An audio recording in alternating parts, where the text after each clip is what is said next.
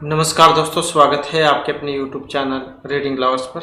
दोस्तों, आज की जो वीडियो इसमें हम बात करने वाले हैं ट्रिपल सी की तरफ से आने वाली बेस्ट बुक के बारे में, जो कि चक्षु प्रकाशन की है। और अगर आप आरपीएफ या आरपीएसएफ एग्जाम की तैयारी कर रहे हैं तो ये बुक आपके लिए और भी ज़्यादा महत्वपूर्ण रहने वाली है, क्योंकि इस बुक में आपको प्रीवियस जो एग्जाम हुए थे इनके क्वेश्चन पेपर हल सही देखने को मिलेंगे। इसके अलावा यहाँ पर आपको 20 प्रैक्टिस सेट भी इस बुक के अंदर मिल जाते हैं।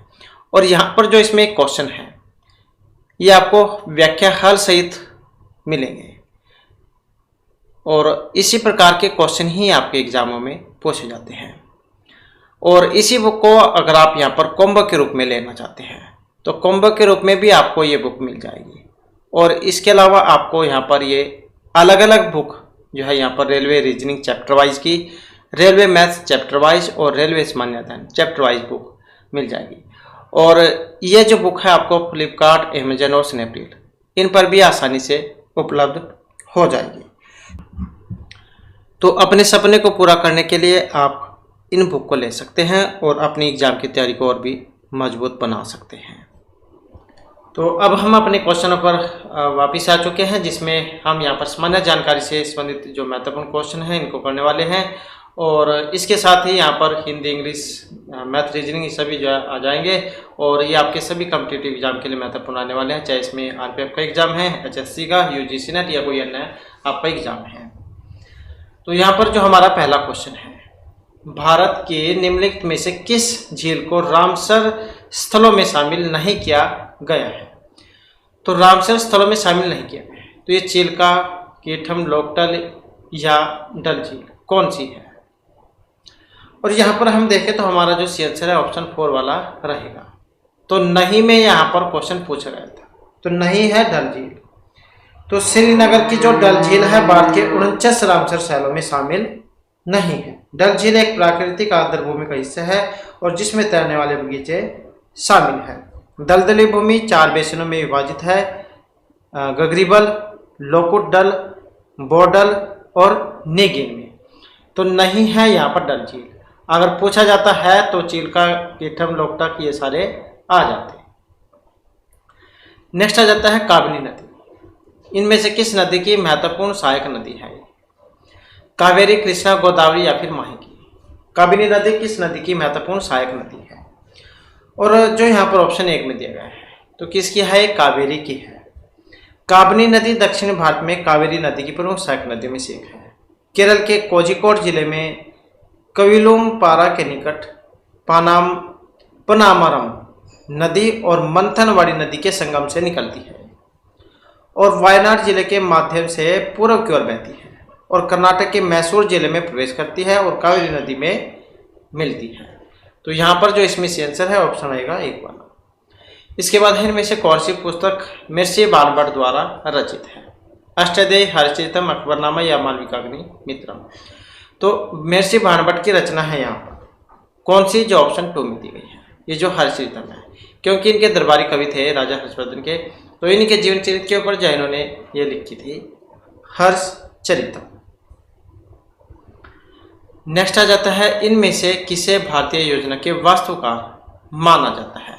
तो भारतीय योजना के वास्तुकार यहाँ पर माना गया है तो ये मोक्ष गुंडम विश्वेश्वरैया है, मेघनाथ साहा, पीसी महालनोबिस, क्षितिज चंद्र योगी है। तो भारतीय योजना के वास्तुकार यहाँ पर इनके नाम से जाना जाता है, माना जाता है कि इन्हें, जो यहाँ पर ऑप्शन 3 में दिए गए हैं। तो यह है पीसी महालनोबिस, जो यहाँ पर ऑप्शन 3 में दिए गए हैं। इन्होंने भारतीय सांख्यिकी संस्थान की स्थापना की थी और उन्हें भारतीय योजना के वास्तुकार के रूप में जाना जाता है। और जो दूसरी पंचवर्षीय योजना थी 1951 से 56 के महान नोबिस के मॉडल ने तीव्र औद्योगिक एवं सार्वजनिक क्षेत्र को मजबूत करने पर ध्यान केंद्रित किया था। नेक्स्ट आ जाता है सांची में स्थित बौद्ध विहार को विशाल स्तूप भी कहा जाता है। तो यह भारत में सर्वाधिक प्रसिद्ध बौद्ध स्मारकों में से एक है, जो जिले के सांची शहर में स्थित है। पटना में, जबलपुर में, रायसेन या फिर पुणे में? तो कौन से जिले के सांची शहर में स्थित है? और इसमें हमारा यहाँ पर आंसर रहने वाला है ऑप्शन 3। तो कौन सा है यहाँ पर? ये रायसेन है। तो महान स्तूप मध्य प्रदेश के रायसेन जिले के सांची शहर में एक पहाड़ी की चोटी पर है और मूल रूप से 3री शताब्दी से पूर्व में मौर्य सम्राट अशोक द्वारा स्थापित किया गया था। इसके केंद्र में बुद्ध के अवशेषों पर बनी एक साधारण अर्धगोलाकार ईंट की संरचना शामिल है। नेक्स्ट जो हमारा यहाँ पर क्वेश्चन है, इनमें से किसको महारानी विक्टोरिया की उद्घोषणा में यह कहा गया कि अब से भारत का शासन एवं प्रशासन ब्रिटिश सम्राट के नाम पर एक राज्य सचिव के माध्यम से संचालित किया जाएगा। तो महारानी विक्टोरिया की उद्घोषणा में यह कहा गया कि अब से भारत का शासन एवं प्रशासन ब्रिटिश सम्राट के नाम पर एक राज्य सचिव के माध्यम से संचालित किया जाएगा। तो ये 12 अगस्त 1858, 60, 27 अक्टूबर 1858 या 1 नवंबर 1858 है। तो कौन सी उद्घोषणा में कहा गया था ये? और यहाँ पर हमारा आंसर है ऑप्शन 4। तो ये था 1 नवंबर 1858 को लॉर्ड कैनिंग ने इलाहाबाद के एक भव्य दरबार में महारानी विक्टोरिया की घोषणा को पढ़ा था। इसका उद्देश्य कंपनी के शासन को समाप्त करना और 1857 के विद्रोह के बाद सभी शक्तियों को ब्रिटिश ताज को हस्तांतरित करना था। उद्घोषणा ने महारानी विक्टोरिया को भारत की सम्राज्ञी घोषित किया और भारत में ब्रिटिश शासन की भावी नीति की घोषणा की थी। नेक्स्ट आ जाता है महात्मा गांधी दक्षिण अफ्रीका से भारत कब लौटे थे? दिसंबर 1920 में, मार्च 1919, जनवरी 1915 या नवंबर 1913 में।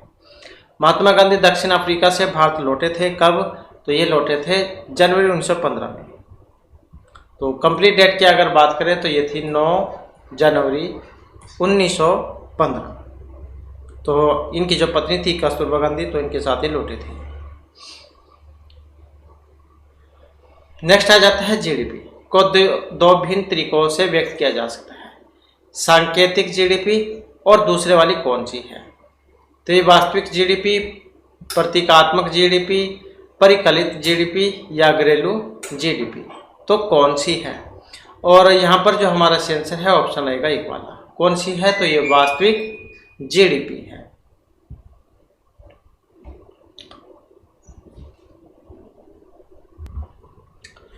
क्वेश्चन 9 में से कौन सी प्रायद्वीपीय भारत की पश्चिम की ओर बहने वाली सबसे बड़ी नदी है? ये कृष्णा, नर्मदा, गोदावरी या फिर कावेरी? तो भारत की पश्चिम की ओर बहने वाली सबसे बड़ी नदी और कौन सी है? तो ये नर्मदा है। तो नर्मदा नदी जो है भारत की 3री सबसे बड़ी नदी और प्रायद्वीपीय भारत की सबसे बड़ी पश्चिम की ओर बहने वाली नदी है। मध्य प्रदेश के अमरकंटक में नर्मदा कुंड से निकलती है और इसे उत्तर और दक्षिण भारत के बीच एक भौगोलिक बाधा माना जाता है। तो पश्चिम की ओर बहने वाली जो है ये नर्मदा है। इसके बाद आ जाता है नेक्स्ट क्वेश्चन। क्वेश्चन है, निम्नलिखित में से किसे भारत में रॉकेट तकनीक के अगुवा होने का श्रेय दिया जाता है? टीपू सुल्तान, अकबर द्वितीय, लॉर्ड कॉर्नवालिस या फिर बाबर को? तो रॉकेट तकनीक के अगुवा होने का श्रेय दिया जाता है और जो यहाँ पर ऑप्शन 1 में आए हैं तो कौन सा है? ये टीपू सुल्तान। तो टीपू सुल्तान को मैसूर में स्थापित प्रक्षेप अस्त्र हथियारों का गर्दूत माना जाता है। टीपू सुल्तान ने सैन्य उपयोग के लिए सफलतापूर्वक पहली बार लोहे के आवरण वाले रॉकेट सैन्य हथियार के रूप में तैयार करवाए थे। हैदर अली और टीपू सुल्तान के नेतृत्व में मैसूर की सेना ने 1780 और 1790 के दशक के दौरान ब्रिटिश ईस्ट इंडिया कंपनी के खिलाफ रॉकेटों का प्रभावी ढंग से इस्तेमाल किया था। तो कौन थे? ये टीपू सुल्तान थे। इसके बाद है 17वीं शताब्दी में मुगल सम्राट शाहजहां द्वारा निर्मित लगभग 200 वर्षों तक मुगल सम्राटों का मुख्य निवास स्थान था। लाल किला दिल्ली में है, सिरी फोर्ट दिल्ली, सलीमगढ़ किला या तुगलकाबाद का किला। तो 17वीं शताब्दी में मुगल सम्राट शाहजहां द्वारा निर्मित लगभग 200 वर्षों तक मुगल सम्राटों का मुख्य निवास स्थान था, जो ऑप्शन 1 में दिया गया है। तो कौन सा था? ये लाल किला जो दिल्ली में है। और मुगल बादशाह शाहजहां ने लाल किले का जो निर्माण है ये वर्ष 1639 में राजधानी को आगरा से दिल्ली स्थानांतरित करने के परिणाम स्वरूप कराया था। और मूल रूप से यह लाल एवं सफेद पत्थरों से बना हुआ है और इसके जो डिजाइन का श्रेय वास्तुकार उस्ताद अहमद लाहौरी को दिया जाता है, जिन्होंने ताजमहल का निर्माण भी किया था।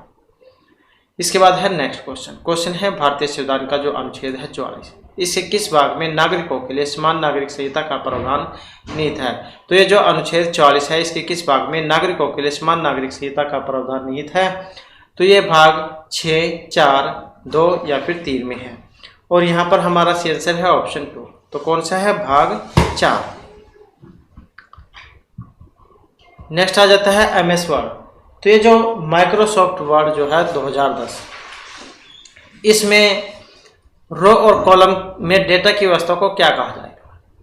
तो माइक्रोसॉफ्ट जो वर्ड है 2025 में सेल, कॉलम, टेबल या फिर रो क्या कहा जाता है उसे। और यहाँ पर जो हमारा शीर्षक है ऑप्शन 3, तो क्या कहा जाएगा उसको? टेबल कहा जाएगा। इसके बाद है राज्यसभा लोकसभा द्वारा पारित वित्त विधेयक को कितने दिनों तक विलंबित करके रख सकती है? राज्यसभा लोकसभा द्वारा पारित वित्त विधेयक को तो 12, 13, 14, 15 दिन। जैसे कि आपको पता ही अब जो चुनाव होने वाले हैं, तो इस कारण से भी एग्जाम की दृष्टि से एग्जाम ये जो है क्वेश्चन वेरी वेरी इंपॉर्टेंट हो सकते हैं, क्योंकि आपके चुनाव से संबंधित क्वेश्चन जो एग्जाम में जरूर आएंगे। तो राज्यसभा लोकसभा द्वारा पारित वित्त विधेयक को कितने दिनों तक विलंबित करके रख सकती है? तो यह है 14 दिन तक। नेक्स्ट आ जाता है इनमें से कौन सा स्थान वहां स्थित दर्रे के साथ सम्मिलित नहीं है? तो बनिहाल, पीर पंजाल, जेले ला जावस्कर, जोजिला बृहद हिमाचल या खारदुंग लद्दाख पर्वत श्रेणी। तो कौन सा स्थान वहां स्थित दर्रे के साथ सम्मिलित नहीं है, जो यहाँ पर ऑप्शन 2 में दिया गया है। तो नहीं में पूछा गया था, तो जेले प्लो जांचकर, तो यही नहीं है। इसके बाद हमारे जो यहाँ पर सामान्य ज्ञान से जो क्वेश्चन है वो आ जाते हैं, जिसमें क्वेश्चन है कि शिगर उत्पादी रिएक्टर बिजली पैदा करने वाले एक नाभिकीय रिएक्टर है जो बिजली उत्पन्न करता है विखंडन प्रक्रिया के द्वारा, सौर सेलों की सहायता से, इसके द्वारा इस्तेमाल की गई फिनाइल सामग्री को जलाने और उन्हें पुनः उत्पन्न करने के द्वारा, या कठोर जल का शोधन के रूप में उपयोग करके। तो शिगर उत्पादी रिएक्टर बिजली पैदा करने वाला एक नाभिकीय रिएक्टर है जो बिजली उत्पन्न करता है, किसके द्वारा? विखंडन प्रक्रिया के द्वारा, जो यहाँ पर ऑप्शन 1 में दिया गया है। नेक्स्ट आ जाता है विद्युत निम्न विद्युत चुंबकीय विकरणों में से एक किसकी ऊर्जा अधिकतम होगी? तो इनमें से विद्युत चुंबकीय विकरणों में से किसकी ऊर्जा अधिकतम होगी? दृश्य प्रकाश किरणें, आवृत्त किरणें, पराबैंगनी या एक्स किरणें। तो विद्युत चुंबकीय विकरणों में से किसकी ऊर्जा अधिकतम होती है? तो ये होगी एक्स किरणों की, जो ऑप्शन 4 में है। नेक्स्ट आ जाता है एक तार में बहती विद्युत धारा एम विभवांतर प्रत्येक को 2 गुना बढ़ा दिया जाए तो विद्युत शक्ति प्रभावित नहीं होगी, 4 गुना बढ़ जाएगी, 2 गुना बढ़ेगी, घटकर आधी हो जाएगी। एक तार में बहती विद्युत धारा एवं विभवांतर प्रत्येक को 2 गुना बढ़ा दिया जाए तो इससे क्या प्रभाव होगा? तो 2 गुना मतलब 2 दूनी 4 जो है, यहाँ पर 4 गुना ये बढ़ जाएगी। नेक्स्ट आ जाता है जब टीवी का स्विच ऑन किया जाता है तो श्रव्य और दृश्य दोनों एक साथ साथ शुरू होते हैं। श्रव्य तुरंत सुनाई देता है लेकिन दृश्य बाद में दिखाई देता है, क्योंकि दृश्य कुछ अभ्यास समय चाहिए। दृश्य तुरंत प्रारंभ हो जाता है लेकिन श्रव्य बाद में सुनाई देता है, क्योंकि ध्वनि प्रकाश की अपेक्षा कम वेग से चलती है। यह टीवी के ब्रांड के ऊपर भी निर्भर करता है। तो वेरी वेरी इंपॉर्टेंट यहाँ पर क्वेश्चन है। और जब हम टीवी का स्विच ऑन करते हैं तो कौन सा काम होता है यहाँ पर? और यहाँ पर जो है ऑप्शन रहेगा एक वाला, दृश्य और श्रव्य दोनों एक साथ ही शुरू होते हैं। नेक्स्ट आ जाता है आंतों के रोगों के निदान में निम्न किरणों का उपयोग किया जाता है। तो आंतों के रोगों के निदान में एक्स किरणों का, अल्फा किरणों का, बीटा या गामा किरणों का, तो कौन सी यहाँ पर किरणें हैं? और इसमें जो है ऑप्शन रहेगा एक वाला, तो कौन सी है? यहाँ पर एक्स किरणें हैं। इसके बाद आ जाता है नेक्स्ट हमारा क्वेश्चन है कि आंख के रेटिना की परंपरागत कैमरे के निम्न में से किस भाग से तुलना की जा सकती है? तो ये फिल्म है लेंस, शटर या फिर आवरण। तो किससे हम यहाँ पर तुलना कर सकते हैं?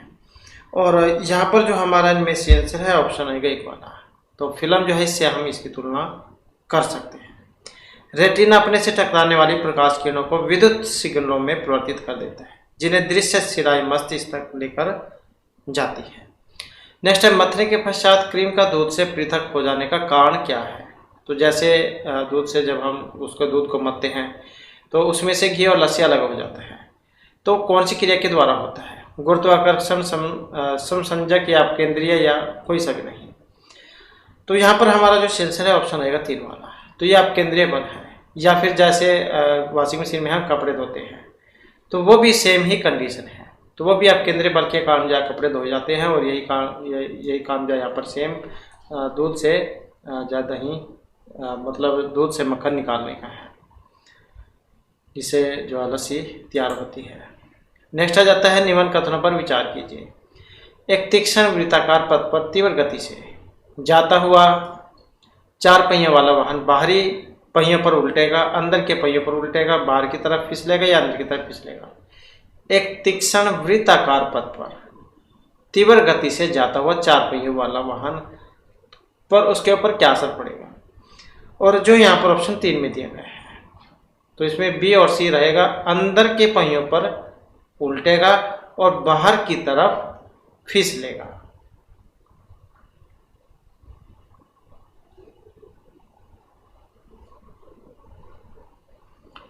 नेक्स्ट है, निम्न प्रकार के कांचों में कौन सा एक पराबैंगनी किरणों को विच्छेदन कर सकता है? साइरेक्स कांच, पायरेक्स, क्रिक्स या क्रुक्स कांच। तो इनमें से किस प्रकार के कांचों में कौन सा एक पराबैंगनी किरणों को विच्छेदन कर सकता है, जो यहाँ पर ऑप्शन 4 में दिया गया है। तो कौन सा होता है? क्रुक्स कांच होता है। सोडियम तथा दूसरी दुर्लभ मृदा धातुओं को मिलाकर क्रुक्स कांच का निर्माण किया जाता है। क्रुक्स कांच में पराबैंगनी किरणों के अवशोषण की क्षमता होती है। क्योंकि पराबैंगनी किरणें हमारी आंखों को नुकसान नहीं पहुंचाती, इसलिए धूप के चश्मों में क्रुक्स कांच का उपयोग किया जाता है। इसके बाद आ जाता है नेक्स्ट हमारा।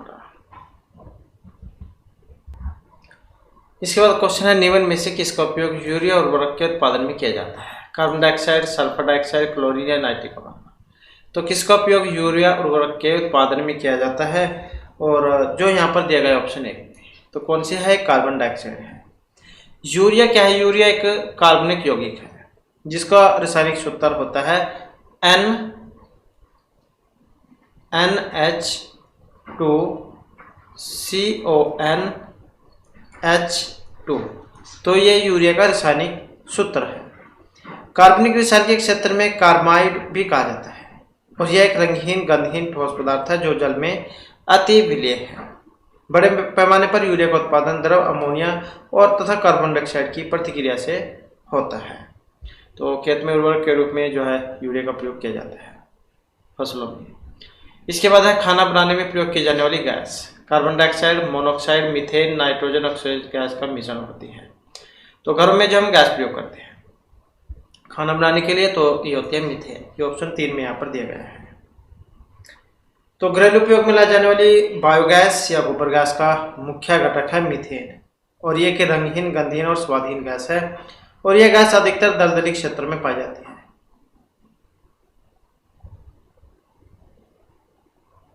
और जिसके कारण इसे मार्स गैस के नाम से भी जाना जाता है। नेक्स्ट है, बेंजीन के लिए कौन सा कथन यहाँ पर सही है? इसमें 6 सिग्मा एवं 6 पाई बंद होते हैं। इसमें 12 सिग्मा एवं 6 पाई बंद होते हैं। इसमें 12 सिग्मा एवं 3 पाई बंद होते हैं। इसमें 6 सिग्मा और 3 पाई बंद होते हैं। तो बेंजीन के लिए कौन सा कथन यहाँ पर सही है? जो ऑप्शन 3 में दिए गए हैं। इसमें 12 सिग्मा एवं 3 पाई बंद होते हैं। तो कार्बनिक पदार्थों में कौन सा प्रकृति में सर्वाधिक प्रचुर मात्रा में पाया जाता है? और यहाँ पर जो हमारा इनमें सेंसर है ऑप्शन आएगा 2 वाला। तो कौन सा होता है? ये सेलुलोज होता है। ये एक पॉलीसेकेराइड है और एक शुद्ध रूप कपास है। नेक्स्ट आ जाता है, वृक्ष की आयु वर्षों में निर्धारित की जाती है। इसके भार, ऊंचाई, इसमें वार्षिक वलय की संख्या के आधार पर इसकी जड़ों की लंबाई के द्वारा। जब आप एक पेड़ को काटते हैं तो इसके अंदर जो कुछ इस प्रकार के जो वलय जो है सर्कल वो बने होते हैं।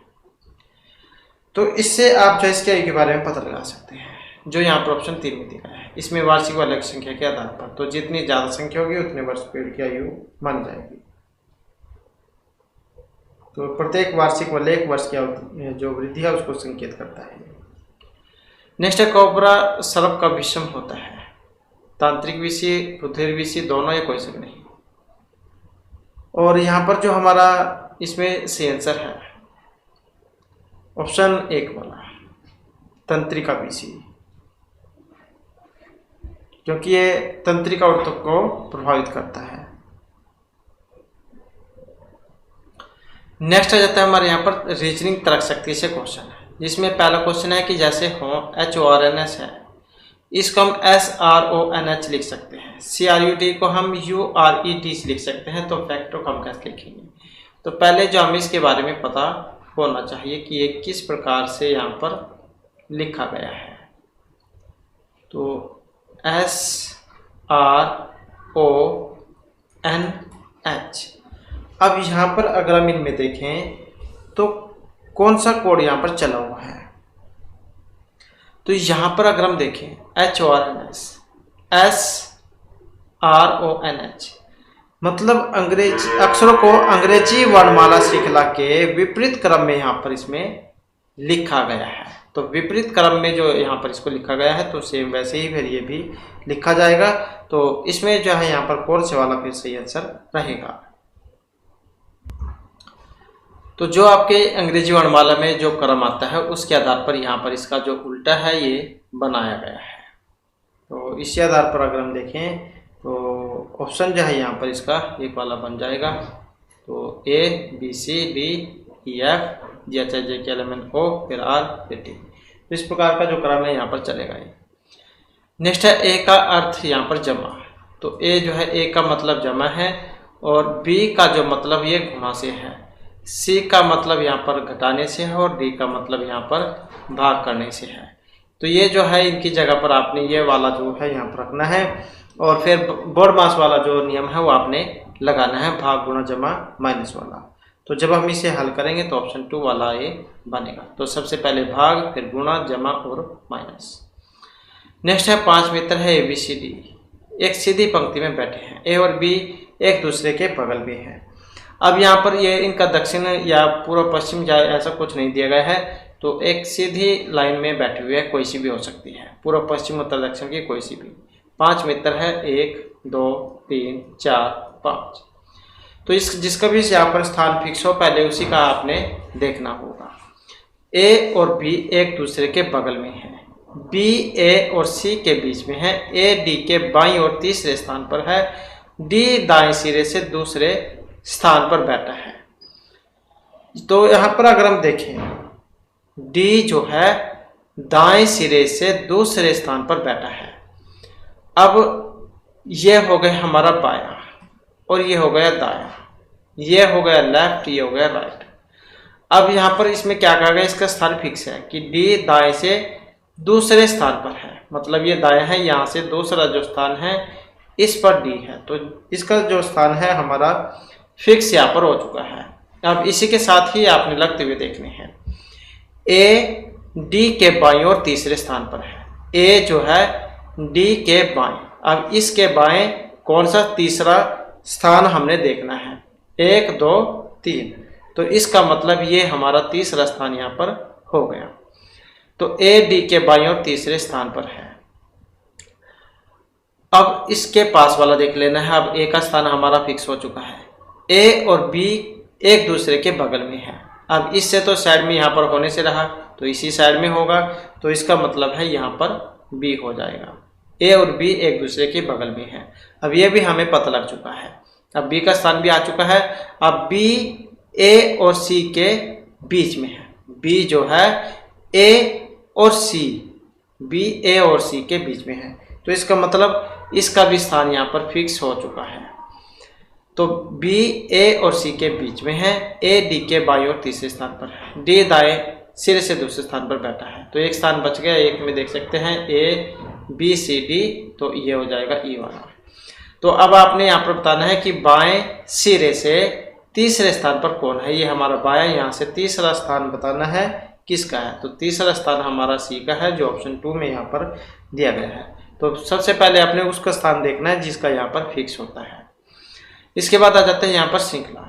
तो इसमें बताना है कि कौन सा चला हुआ है। यहाँ पर देख सकते हैं सीधी E है और ये तीर के निशान भी सीधे हैं। अब नेक्स्ट में जो है यहाँ पर ये जो है 90 डिग्री ऊपर घूम गए हैं और जो तीर के निशान थे वो भी इसी की तरह है नीचे चले गए हैं। तो यहाँ पर ये उल्टी हो गई है। तो अब आप देख सकते हैं यहाँ पर कौन सा क्रम इसका चला हुआ है, क्योंकि तीर के निशान भी यहाँ पर जो है ये भी इनके साथ ही बदल रहे हैं। तो यहाँ पर फिर नेक्स्ट में अगर हम देखें तो ऑप्शन जो है एक वाला इसका यहाँ पर बनेगा, क्योंकि इसमें क्या है, प्रत्येक आकृति में डिजाइन 90 डिग्री वामावर्त घूम रहा है और तीर शीर्ष पलट जाते हैं। तो ये सीधे हैं, ये उल्टे हैं, सीधे हैं। तो इसका मतलब आपकी बारी यहाँ पर उल्टे की बारी है। तो ये तो होने दे रहा है। अब इनमें से आएगा इन तीनों में से उल्टे होने हैं। और यहाँ पर देख सकते हैं पहले सीधे ये वाला क्रम है, तो इसके बाद फिर क्योंकि यहाँ पर अगर हम देखें तो ऐसे कुछ चला हुआ है क्रम, ये ऐसे, फिर ये ऊपर की साइड में और फिर इस साइड में, तो इसका मतलब फिर ये नीचे की साइड में होगा। तो इस प्रकार का बनेगा ये। इसके बाद है नेक्स्ट हमारा, दिए गए विकल्प में से उस संख्या का चयन करें जो निम्नलिखित श्रेणी में प्रश्नवाचक चिन्ह के स्थान पर आएगी। तो यहाँ पर बताना है कौन सी वाली संख्या यहाँ पर इसकी आएगी, तो यही जो हमने यहाँ पर बताना है। तो यहाँ पर अगर हम देखें तो कौन सा जो कोड है यहाँ पर चला हुआ है, तो यहाँ पर देखें तो इसमें 21, 32, 54 यहाँ पर बताना है और 131। तो इसमें 21 में जो अगर हम यहाँ पर 11 जोड़ते हैं, इसमें अगर हम 11 जोड़ें तो ये 32 हो जाते हैं। इसमें अगर हम यहाँ पर 22 करें तो ये 54 हो जाते हैं। इसमें अगर हम यहाँ पर 33 जोड़ें तो ये 87 हो जाते हैं।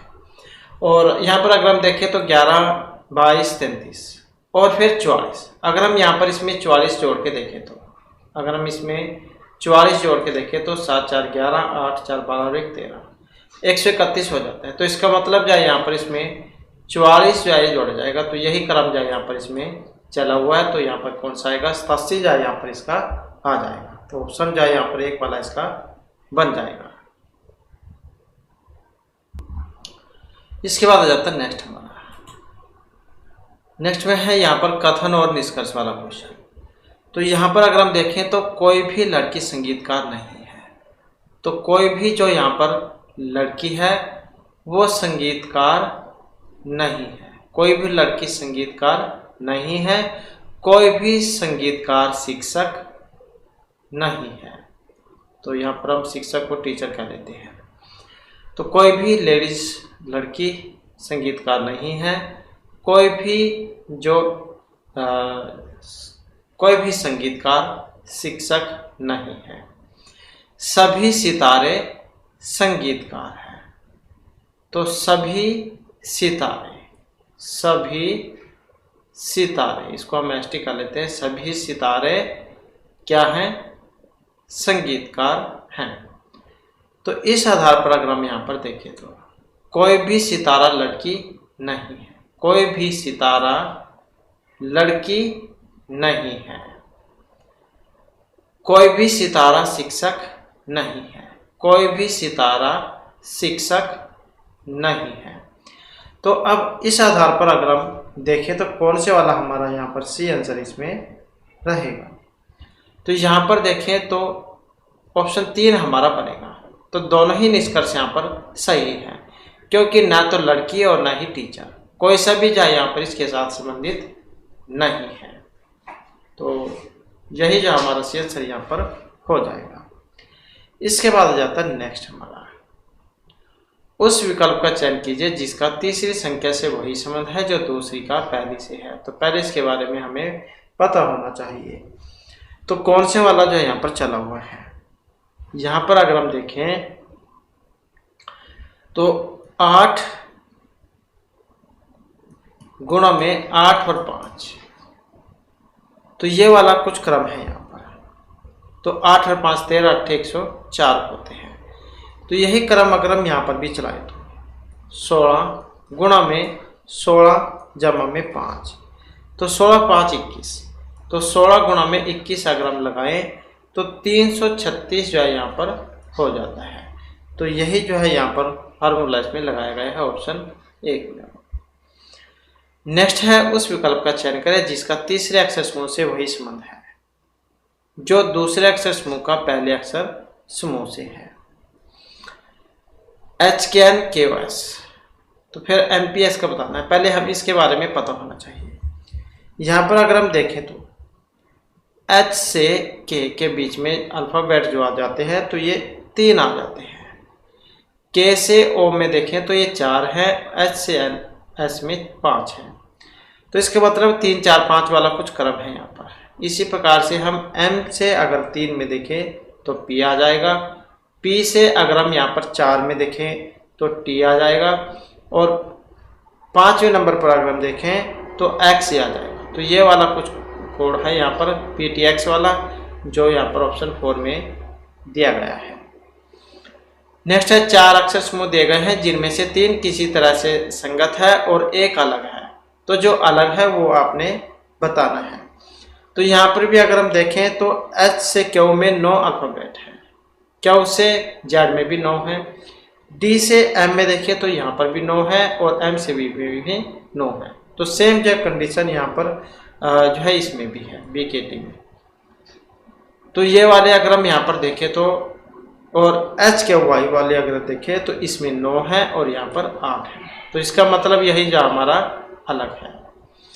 इसके बाद है निम्नलिखित विकल्प में से वह शब्द चुनिए जो दिए गए शब्द के अक्षरों का प्रयोग करके नहीं बनाया जा सकता। अब यहाँ पर एक जो वर्ड है वो इसमें नहीं है, एक अल्फाबेट मिस है, कौन से वाला है? तो यहाँ पर आप इनमें देख सकते हैं P जो है यहाँ पर, इसमें P कहीं पर भी नहीं है। तो इसका मतलब है यही इससे नहीं बनाया जा सकता।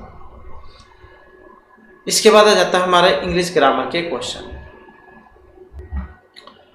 तो यहाँ पर क्या 4 words are given out of which only 1 word is spelled correctly, choose the correctly spelled word.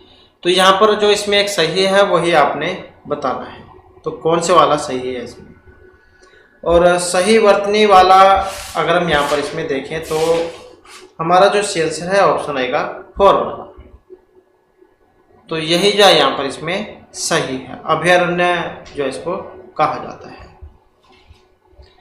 Next है यहाँ पर in the following question out of the four alternative choose the one which can be substitute for the given words sentence. तो इसका बताना है drugs which cause people to sleep easily, ऐसी दवा जिसके कारण लोगों को आसानी से नींद आ जाती है। तो वही बतानी है कौन सी है यहाँ पर जो ऑप्शन 3 में दी गई है। तो बहकाना इसका मतलब है। नेक्स्ट है given below are 4 sentence 3 which are jumbled, pick the option that give the correct order. तो इनका सही क्रम जो है वो आपने बताना है। यहाँ पर अगर हम इनका सही क्रम देखें तो ऑप्शन बनेगा 3 वाला, तो ABCD। तो यही जो क्रम है यहाँ पर इनका बना हुआ है।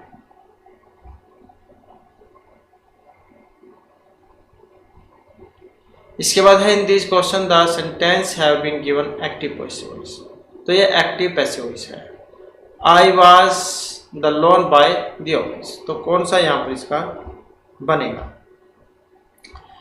तो यहाँ पर इनमें अगर हम देखें तो ऑप्शन जो 3 वाला इसका बनेगा। नेक्स्ट है यहाँ पर correct indirect form of the given sentence. The interviewer asked Ramesh, "Do you have any idea about our product?" और इसका कौन सा बनेगा फिर? तो इसका बनेगा जो यहाँ पर ऑप्शन 3 में दिया गया है। तो the interviewer asked Ramesh, comma hटाकर if और he had any idea about their product। has या had में चेंज हो जाएगा और आवर का चाहे यहाँ पर देर में चेंज हो जाएगा। इसके बाद है फाइंड द एंटोनिम्स। तो विपरीतार्थक विलोम उल्टे बताना है यहाँ पर। तो इसका कौन सा बनेगा? डार्क मतलब अंधेरे को क्या देते हैं, तो अंधेरे का उजाला। तो कौन सा बनता है? डार्कन। और इसका बनेगा जो ऑप्शन 1 में दिया गया है, तो जॉइस को कहा जाएगा। तो अंधेरा, ये उदासी भी इसका मतलब होता है, उदास मतलब प्रसन्न होना। तो रिजॉइस का आ जाएगा। इसके बाद आ जाते हैं यहाँ पर समानार्थक सेनोमेस। तो सेनोमेस जायज का बताना है कौन सा यहाँ पर बनेगा इसका। सेनोमेस अगर हम यहाँ पर देखें तो ऑप्शन बनेगा 2 वाला इसका। एक्सीलेंट जो है यहाँ पर इसका बनेगा।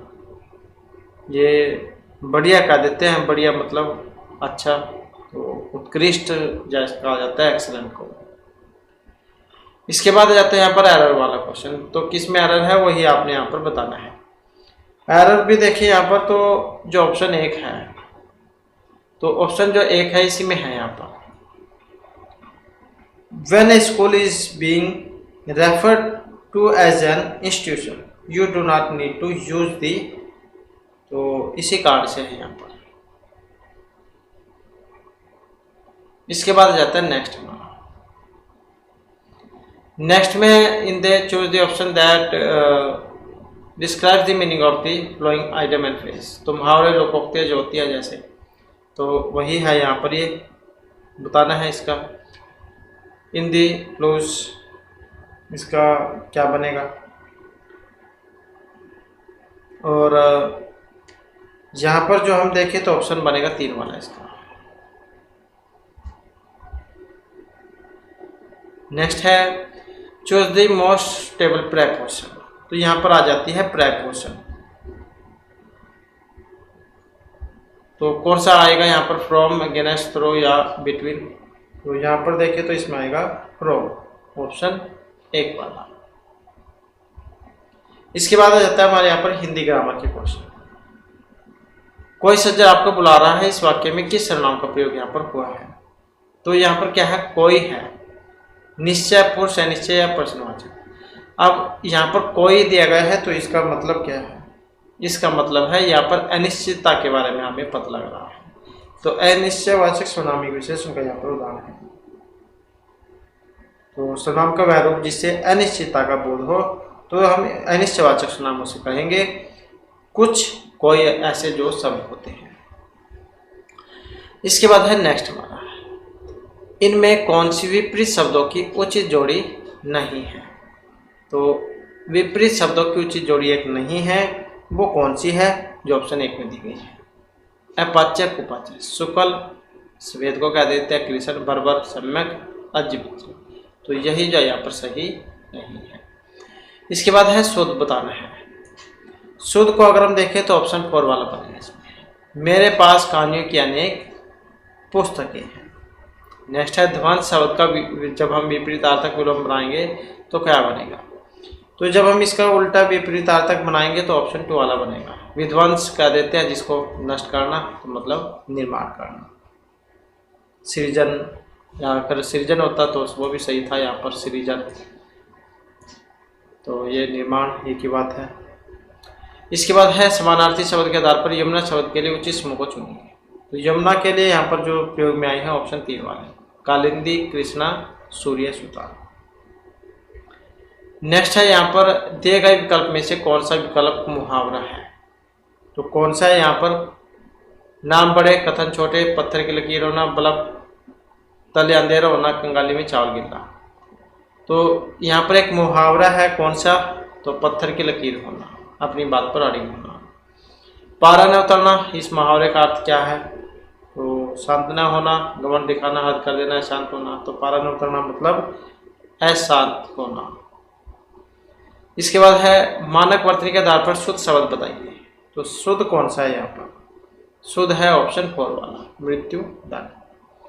इसके बाद इनमें से कौन सा शब्द सरस्वती शब्द का समानार्थी नहीं है। सरस्वती का समानार्थी नहीं है, कौन सा है, जो ऑप्शन 3 में दे गए हैं, शुद्ध ही। नेक्स्ट आ जाता है इनमें से कौन सा परिमाणवाचक विशेषण का उदाहरण नहीं है। अनगिनत तारे, 50 गज जमीन, 2 किलो सेब या 10 लीटर पानी। परिमाण के उदाहरण एक नहीं है, नहीं में पूछा गया है, जो ऑप्शन 1 में है, अनगिनत, क्योंकि यह निश्चय के बारे में है।